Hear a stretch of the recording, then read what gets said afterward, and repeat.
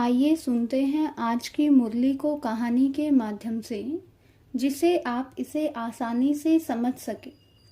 कहानी का शीर्षक है बिंदु की पहचान। एक छोटे से शहर में रमन नाम का एक लड़का रहता था। वह बहुत होशियार था, लेकिन उसके मन में हमेशा एक खालीपन रहता था। उसके पास सब कुछ था, पढ़ाई, दोस्त, परिवार, फिर भी उसे लगता था कि कुछ कमी है।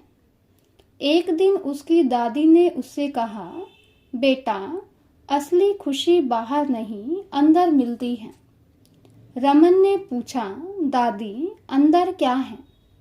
दादी मुस्कुराई और बोली, तू खुद अंदर क्या है यह ही तो भूल गया है। अगले दिन दादी उसे एक शांत जगह पर ले गई। वहां कुछ लोग आंखें बंद करके बैठे थे। रमन ने पूछा, ये लोग क्या कर रहे हैं? दादी बोली, ये खुद को याद कर रहे हैं और अपने असली बाप को भी याद कर रहे हैं। रमन को कुछ भी समझ नहीं आया। तभी एक बुजुर्ग शिक्षक ने उसे पास बुलाया और कहा, बेटा, तुम शरीर नहीं हो, तुम एक आत्मा हो, एक छोटा सा प्रकाश बिंदु। रमन चौंक गया। मैं बिंदु हूँ? हाँ, शिक्षक ने कहा, और तुम्हारा असली बाप भी एक बिंदु है। शिक्षक ने उसे अभ्यास कराया। आंखें बंद करो, अपने को माथे के बीच एक चमकता हुआ बिंदु समझो। अब उस परम बिंदु को याद करो। पहले तो रमन का मन इधर उधर भागा, कभी स्कूल की बातें, कभी दोस्तों की याद। वह परेशान होकर बोला, मेरा मन टिकता ही नहीं। शिक्षक मुस्कुराए, यही तो माया का तूफान है। अगर मन नहीं भागे तो मेहनत कैसी? दिन बीतते गए। रमन रोज थोड़ी थोड़ी देर बैठता, कभी 2 मिनट, कभी 5 मिनट, लेकिन एक बात खास थी। वह यह अभ्यास किसी को दिखाने के लिए नहीं करता था। यह उसकी गुप्त मेहनत थी। धीरे धीरे बदलाव आने लगा। पहले वह जल्दी गुस्सा हो जाता था, अब शांत रहने लगा। पहले छोटी छोटी बातों में दुखी होता था, अब हल्का महसूस करता था। पहले दूसरों को दोष देता था, अब खुद को समझने लगा था। एक दिन उसने महसूस किया कि जैसे अंदर कोई भारी बोझ हल्का हो गया है। वह दौड़कर दादी के पास गया। दादी, मुझे अंदर बहुत शांति मिल रही है। दादी ने कहा, वो तेरे पाप जल रहे हैं बेटा, तू पुण्य आत्मा बन रहा है। लेकिन कहानी यहाँ खत्म नहीं होती। एक दिन अचानक रमन का मन बहुत अशांत हो गया। उसे गुस्सा आया, उदासी आई और वह याद करना ही भूल गया। वह सोचने लगा, शायद ये सब मेरे बस की बात नहीं। तभी उसे शिक्षक की बात याद आई, माया सबसे ज्यादा तब आएगी जब तुम सही रास्ते पर हो। उसने हार नहीं मानी, फिर से प्रयास किया। उस दिन उसने खुद से कहा, चाहे कुछ भी हो जाए, मैं खुद को आत्मा याद करूंगा। वह बैठा, मन भागा, फिर वापस लाया, बार बार बार बार बार बार, और अचानक एक गहरी शांति का अनुभव हुआ। समय के साथ रमन पूरी तरह बदल गया। अब वह हर काम में हल्का रहता, हर किसी से प्यार से बात करता, मुश्किल में भी शांत रहता। लोग पूछते, तू इतना बदल कैसे गया? वह सिर्फ मुस्कुराकर कहता, मैंने खुद को पहचान लिया है और अपने बाप को भी पहचान लिया है। एक दिन शिक्षक ने उससे पूछा, अब बता, सबसे बड़ी मेहनत क्या है? सबसे बड़ी मेहनत है हर पल खुद को आत्मा समझकर बाप को याद करना। इस कहानी से हमें क्या सीख मिलती है? हम शरीर नहीं, आत्मा हैं। परमात्मा हमारा बाप है। याद ही वह अग्नि है जो पापों को जलाती है। माया बाधा डालेगी, लेकिन वही हमारी परीक्षा है।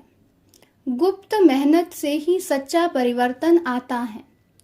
आज का वरदान है, हर कर्म करते हुए कमल आसन पर विराजमान रहने वाले सहज व निरंतर योगी भव। हर कर्म करते हुए कमल आसन पर विराजमान रहने वाले सहज व निरंतर योगी भव। आज का स्लोगन है, सहनशीलता का गुण धारण कर लो तो असत्यता का सहारा नहीं लेना पड़ेगा। सहनशीलता का गुण धारण कर लो तो असत्यता का सहारा नहीं लेना पड़ेगा। हर रोज की मुरली को कहानी के माध्यम से सुनने के लिए चैनल को सब्सक्राइब करें और बेल आइकन ज़रूर दबाएं। यह वीडियो दूसरे भाई बहनों के साथ भी शेयर ज़रूर करें। ओम शांति।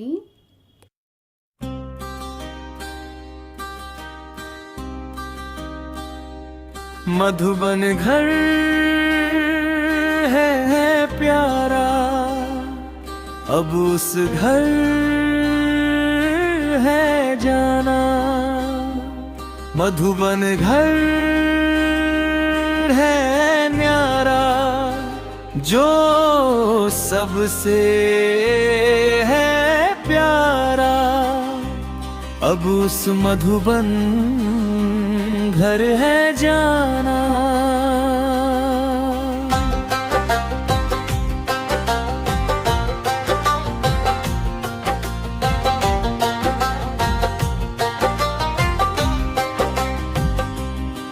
सबको ये बताना, बाबा से है मिलन मनाना।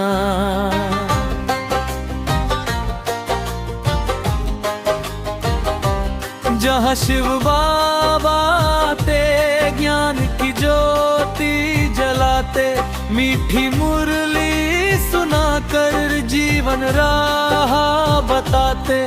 शांति के उस सागर में मन को है बसाना। मधुबन घर है प्यारा, अब उस घर है जाना।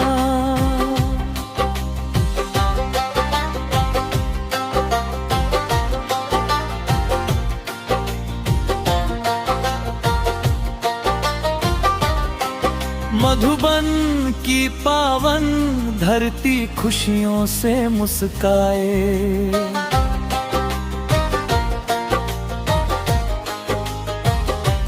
बाबा की मीठी यादें हर दिल में समाए।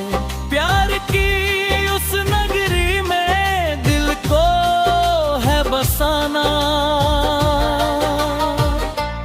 मधुबन घर है प्यारा, अब उस घर है जाना।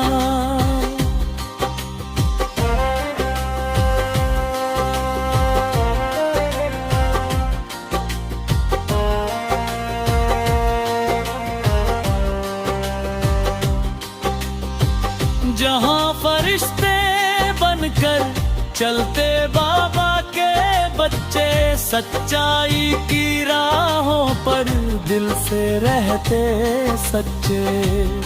प्रेम के उस आंगन में सबको है आना। मधुबन घर है प्यारा, अब उस घर है जाना।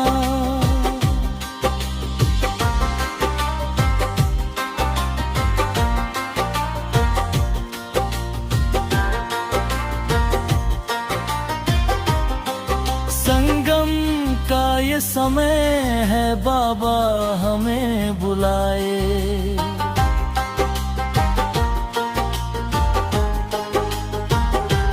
मधुबन की पावन राहें मन को पास बुलाए। उस सच्चे दरबार में सिर को है झुकाना। मधुबन घर है प्यारा, अब उस घर है जाना।